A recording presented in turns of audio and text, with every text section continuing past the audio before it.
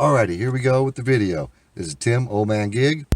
Alright, now we're going to be talking about should you be carrying a weapon or to be able to defend yourself.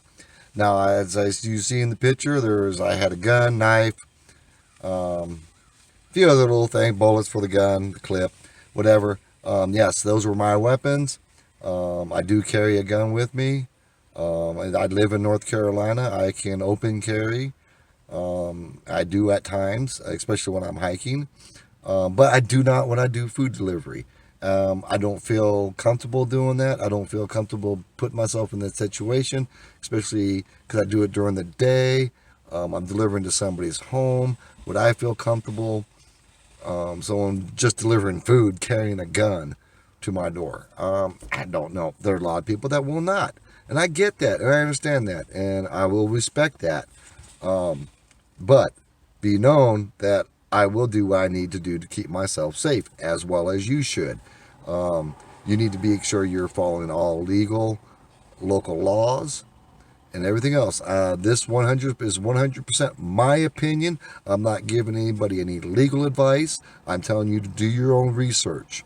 Now, with that said, several of the platforms, such as like Uber and Lyft, and some of the other rideshare, or any other rideshare, or even some of the food deliveries, I believe, do not have it in there that as you as a contractor cannot carry a gun while you're doing your contract work. Do they have the right to do that? I guess they can. Otherwise, you can't. They won't give you any offers, and they'll fire you, so to speak. So that's what they can do. They can fire you. Now, if you're illegally doing anything, you're going to get charged with a damn crime. So don't do it.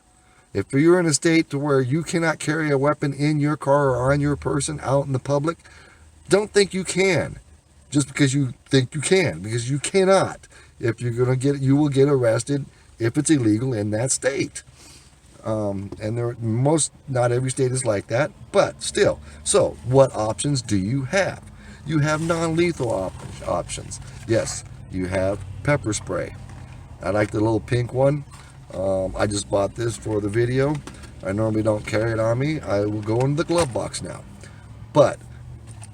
Or in the side pocket. Now I have it. It can be great to just sit there, pull out, and just spray. I can pull it right here from the side of my door right down here. And I can pull it out, and I can angle it and spray it and in the direction I may need to from where I'm at, and keeping it out of my direct face. So that, and then I also, for whatever it was, 99 cents each, I got a couple screwdrivers. Don't need a license to carry those. And I just have them laying around the car in case I need to fix something. And if it happens to go in somebody's leg when they're attacking me, so be it. So that's me. I can't speak for what you can do. All right. I had some chopsticks that I had laying around in here I picked up from a Chinese restaurant. Did delivery. I had an extra pair laying around. I took one of them, used my pocket knife, shaved it down, black taped it up, made this end a little bit more to where I can put my thumb on it. And I taped the black around it because the interior of my car is black. And now I can hide it in some inconspicuous place along the side of the seat here. And being left-handed, I have it, and it's good to go if the opportune time comes. Or it's right there. I can defend myself and deflect with my right, and I can start jabbing with my left. So you got to be mindful of your situation. There's been too many attacks. Doordash or Uber Eats, Uber Lyfts, Uber drivers. I mean, you see it in the news all the time. There was a guy that just last year got killed by freaking teenagers, trying to steal his car and carjacking. And he wasn't the first victim, from my understanding. So, you know what? Should you be able to? That's up to you personally. The laws in your state, the laws in your city, the laws in your county or municipality or township or whatever it is that wherever you live and they have separate laws. You got to make sure you're being legal in what you're doing, but you have the right to defend yourself. Yes, other places can say, hey, if you use this or do this, we're going to fire you. Um, if it came down to it and I get fired because I got a screwdriver in my car and I used it, I'll be grateful I have the screwdriver in my car. I'm not going to be worried about whether or not they fired me. I'm just going to be, and I'm alive. All right. The same thing. You get carjacked, just, you know what? De-escalate. Don't need to fight unless you're being trapped in the car and being physically attacked. If they just say, get out of the car, we're taking your car, get out of the car, let them take your car. Grab your phone with you as you're going out the door and clear the area and call 911. Don't stay and fight. Your car is not worth your life. Ask your family, which would they rather have, the car or you alive? If they chose the car, get a new family. Seriously, that your life is more important than this hunk of metal that I'm driving in. So be mindful, be lawful, and be careful. I know this is that carrying, being armed is going to be a very touchy subject. I'd like to hear your comments down below of whether or not you would carry a gun or not carry a gun. Whether you're legally allowed to. I don't know about all the states, so that's good information to know. And what you would do to protect yourself. Pepper spray, ice pick, screwdrivers, knives. I got several knives. I got that knife I carry on my side when I'm not working. I got my pocket knife. Like I said, right now, I'm not doing any gig work. That's why I have these weapons in the car. No, except I always carry my pocket knife.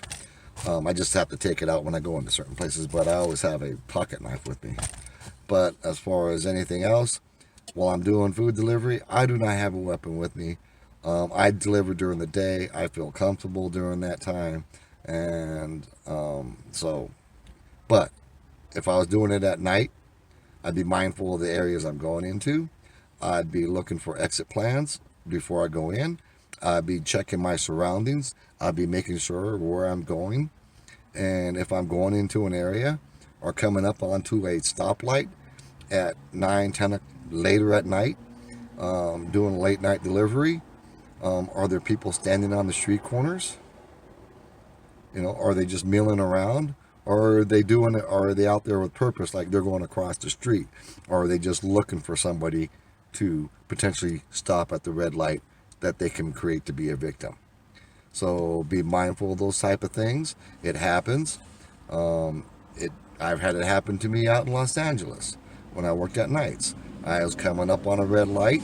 I'm standing around. There's two separate groups of people. Just, this is, I was doing night shift. It's 2 o'clock in the morning. You very rarely ever see anybody sitting out there at the night. I'm pulling up. They're watching me. I'm driving a commercial vehicle.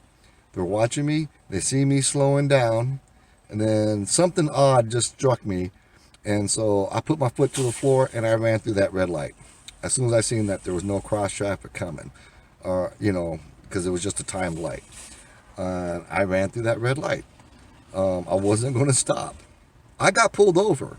Didn't know that block and a half or about a block down the road behind me was a police officer who pulled me over. And he said, "You know why I'm pulling you over?" I said, "Yes, I ran a red light."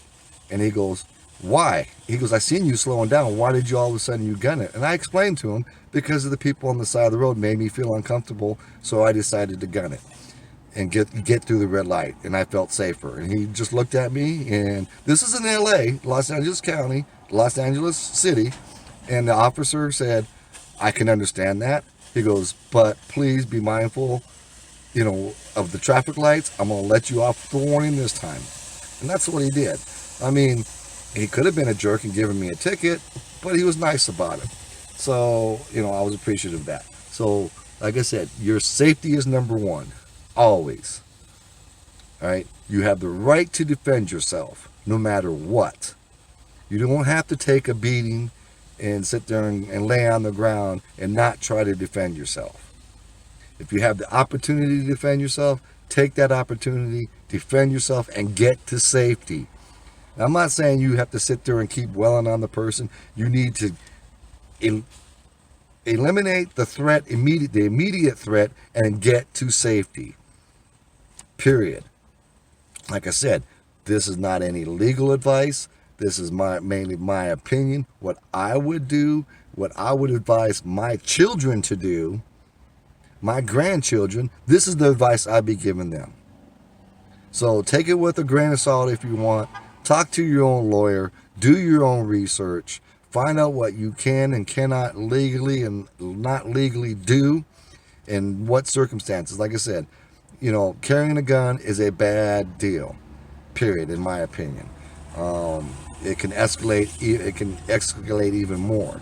So I just don't want to take somebody's life, and I don't think anybody else does either. So let's be safe out there. Let's Dash. It's Uber. Let's Lyft. Let's Grubby, and let's all do it safely and respectfully, and let's make some money. So this is Tim, Old Man Gig. This is the end of the video. Peace.